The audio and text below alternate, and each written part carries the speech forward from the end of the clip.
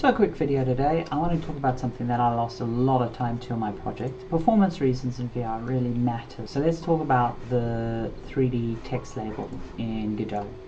Now obviously everything can be improved, everything always is this is not an attack at anyone. This is just something that I hit in performance-wise, and I figured I'd cover how I solved it and go through the bits and bobs.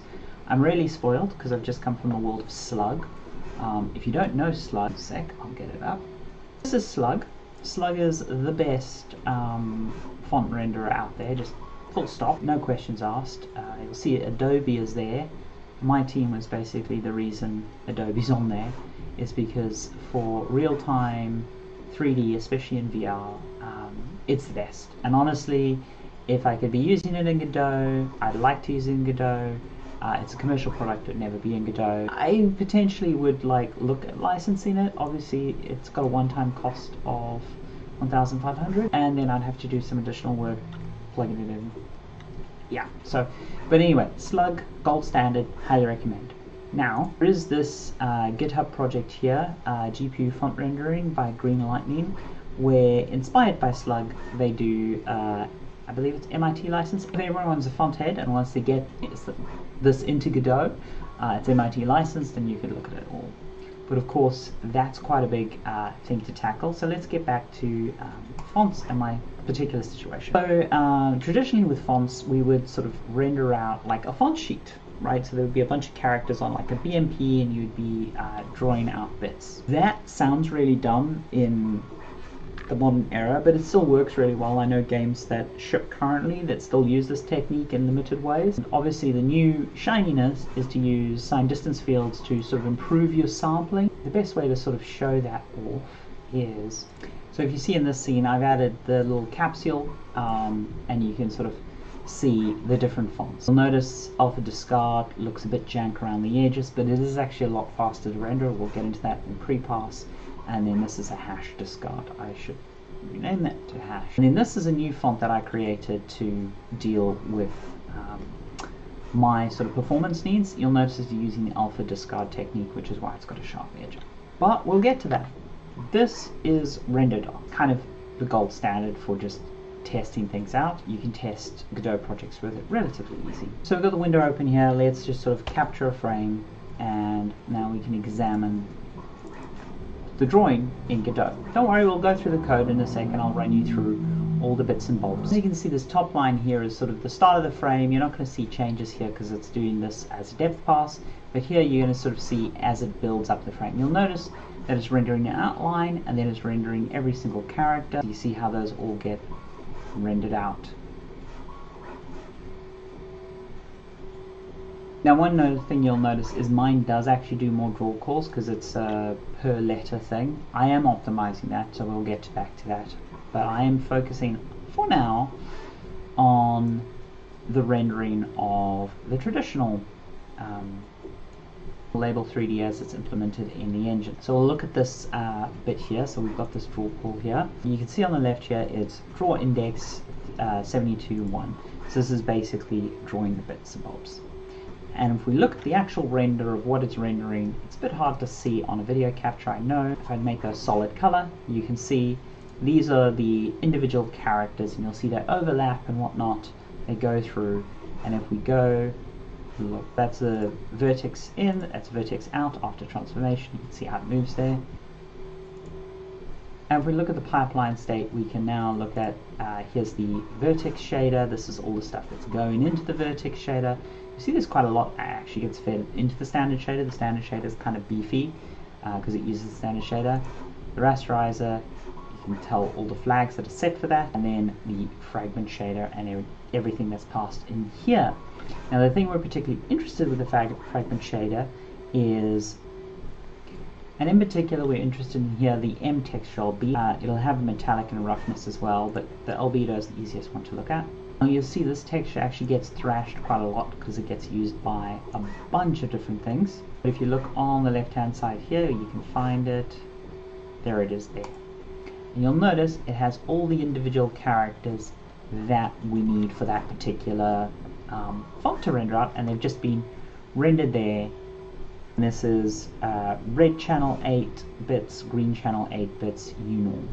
So very simple. The red channel doesn't actually appear to have any data. I haven't dug into the code enough to know about that, so it seems a waste. There's probably a purpose for it though.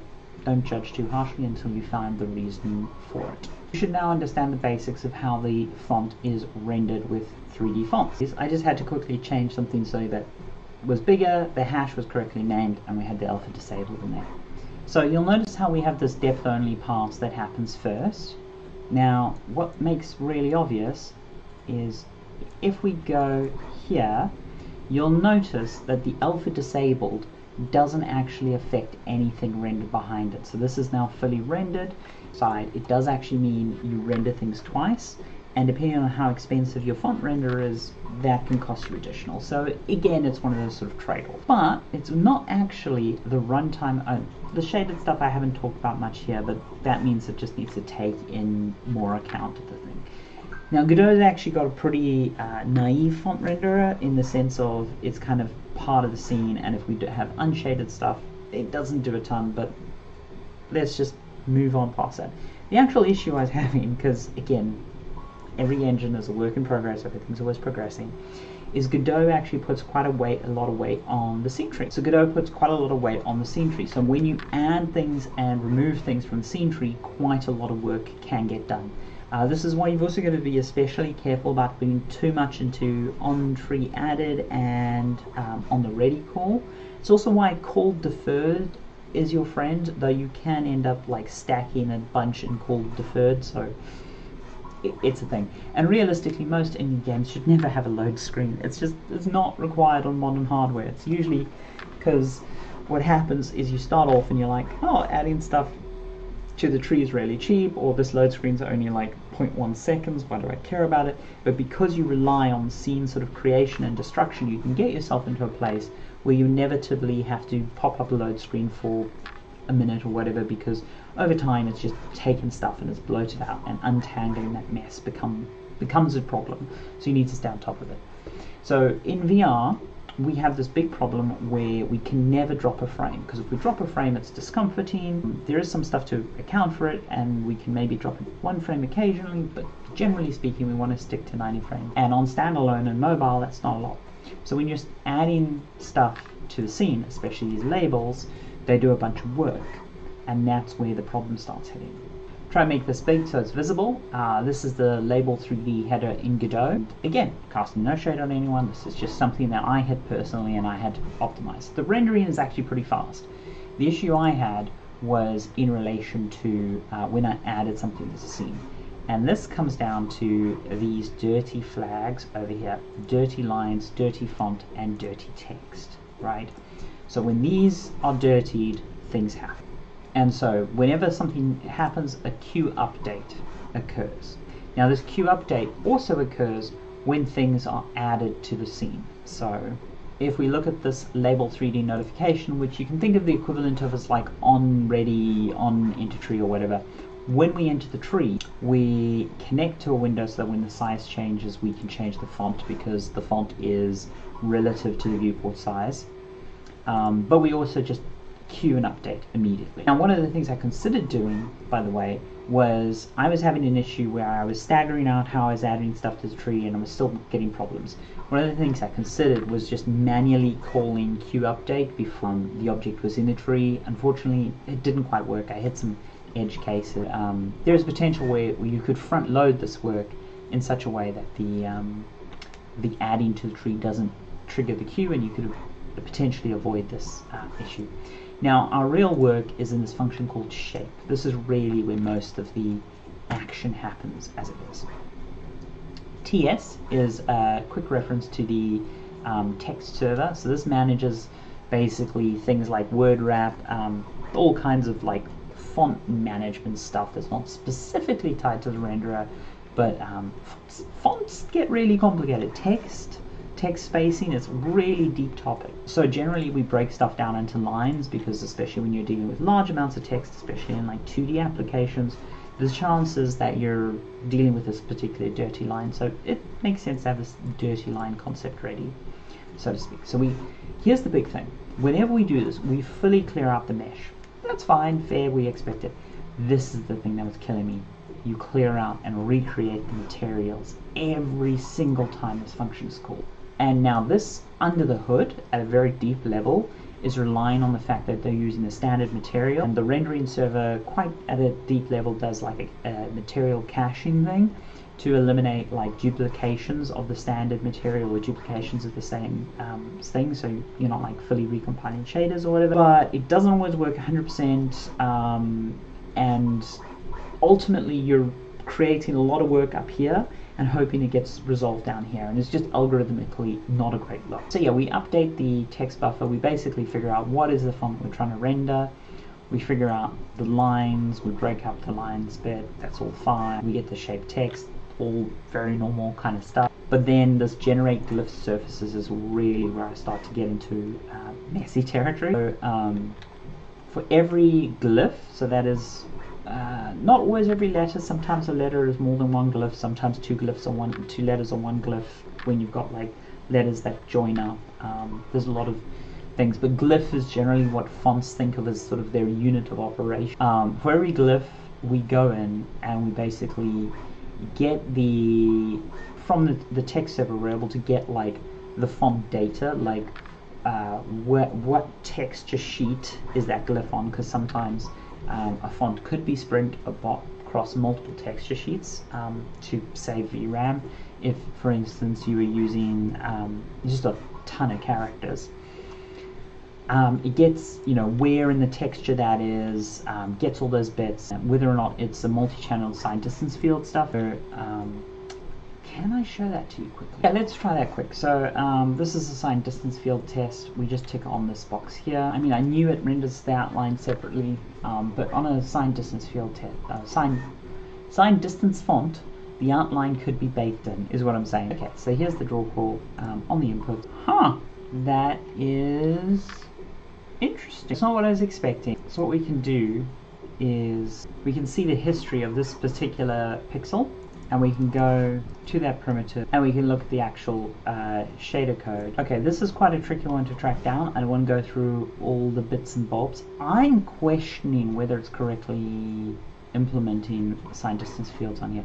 The reason I'm surprised is normally when you look at a sign distance field texture resource, so this thing here we were looking at, what you see is a more sort of blurry edge, especially with a multi-channel sign distance field. So this here is a good article from adhd about fonts in augmented reality. And in here he has a nice example image. There we go, multi-channel sign distance field.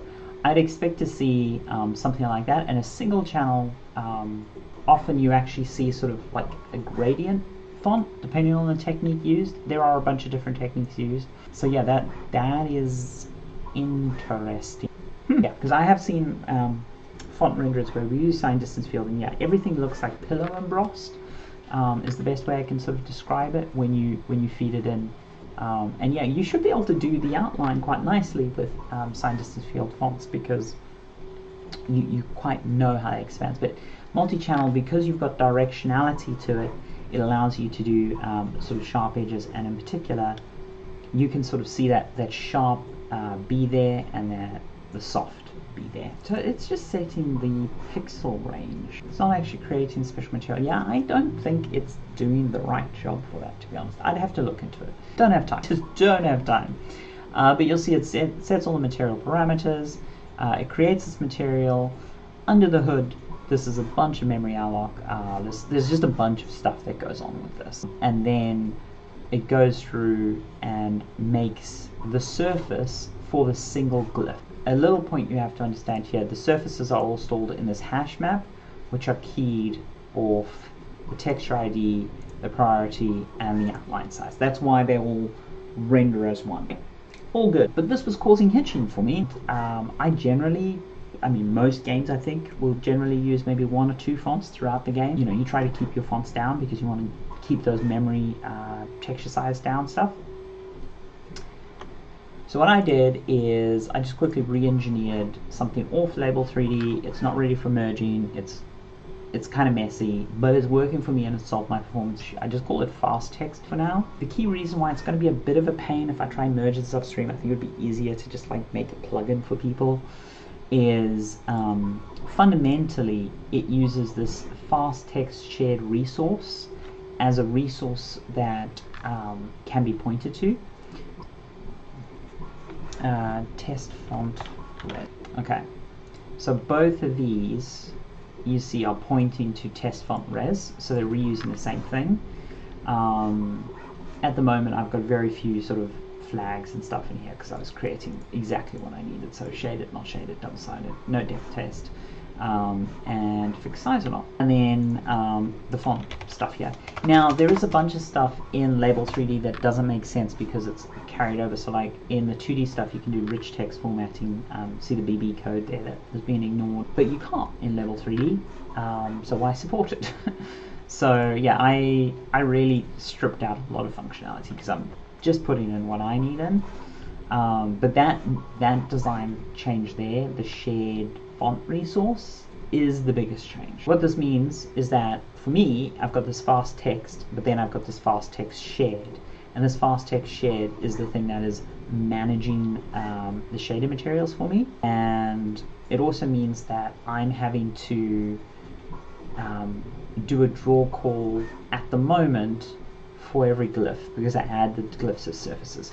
To be honest, I can optimize that fairly easy. The reason I did it for now is I didn't want to do in the situation where so this manages the text ID, so that if it's done through the mat key hasher, so font ID, text ID, font size, these are the sort of flags that I key off. And if all those are the same, we know, hey, you already have a font created, you already have a material created, use the material that's already created. I was potentially looking at making this global. In the end, I didn't make it global because I wanted different fonts. Now that I've keyed off font ID, I could probably make it global. It just worked out easier to code it as a resource. Honestly, this probably needs a bit of a design and think pass through, but that means that that is all stored there, and what you do is you call this generate glyph surfaces function with your glyph params and then your vector of surfs, and it basically adds a surface to that.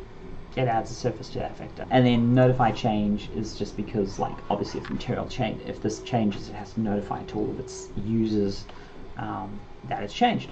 And that little change, quite simply, is what went from causing my menus in VR, which are pretty lightweight, to like killing the headset when I was switching between heavy scenes, to not causing any hiccups at all at the moment, fingers crossed.